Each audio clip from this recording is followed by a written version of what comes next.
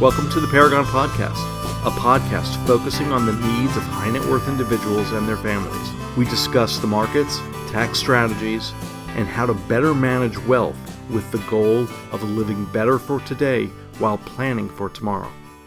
Hey everyone, welcome to the podcast and thank you for tuning in. This is Elean Mendoza and I'm here with Evan Shorten, the firm's founder and principal. I hope you're all doing well and staying safe.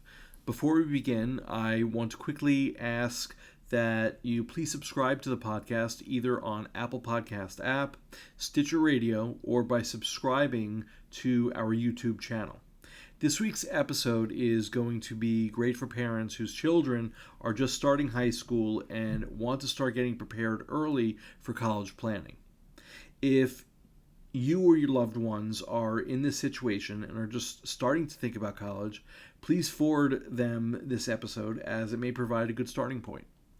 Okay, so as Evan mentioned, this week's episode is going to talk about college. This is going to be a great primer for parents who are just starting to think about their children's college education and need a place to begin.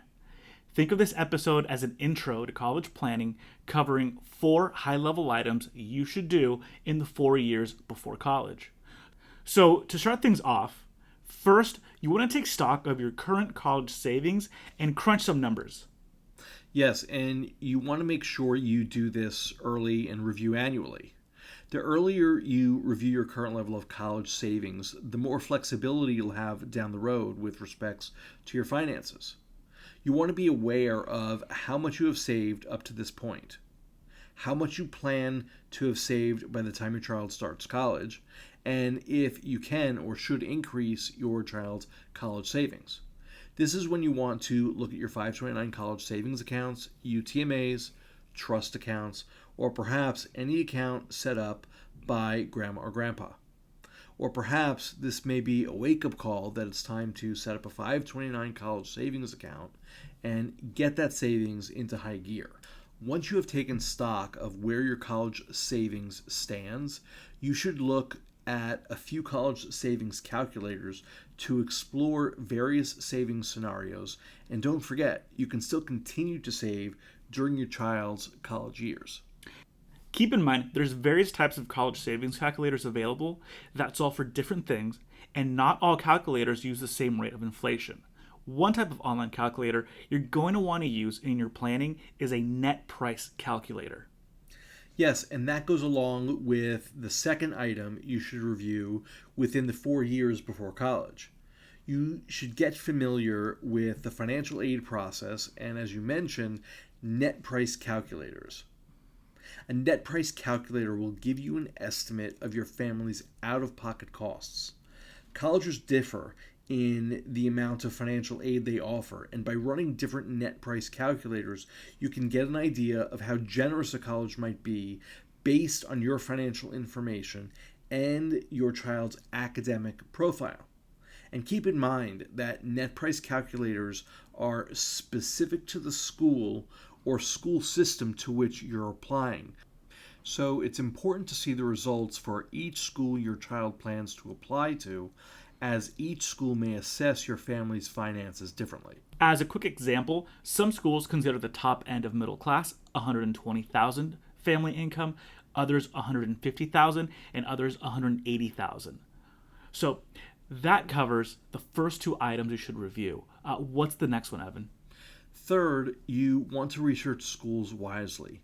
If cost is a factor, and it is for many families, you're more likely to get the best financial deals at colleges where your child's academic profile puts them in the top quarter or the top third of applicants. And as a side note, by financial deal, we really mean better financial aid terms. Yes, and in fact, there are other factors that could help provide a better financial deal for your child, such as extracurricular activities, athletics, and geographic location. It also doesn't hurt to start your research with public universities in your state, as they often have a lower sticker price. And I do want to add one caveat to that, which I realized when I went to college. Depending on where you live and the cost of housing, a public university in your area might have a lower tuition, but have a significantly higher cost of housing.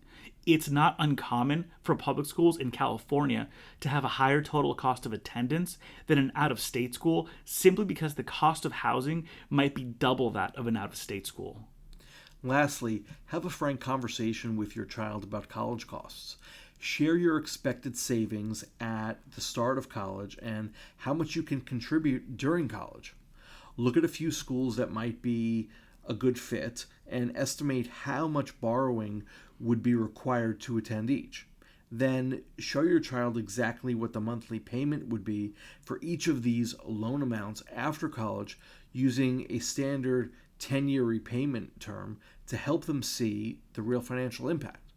Perhaps they may not understand the true cost of a decade's worth of debt, but having that conversation with them could help you better explain it to them.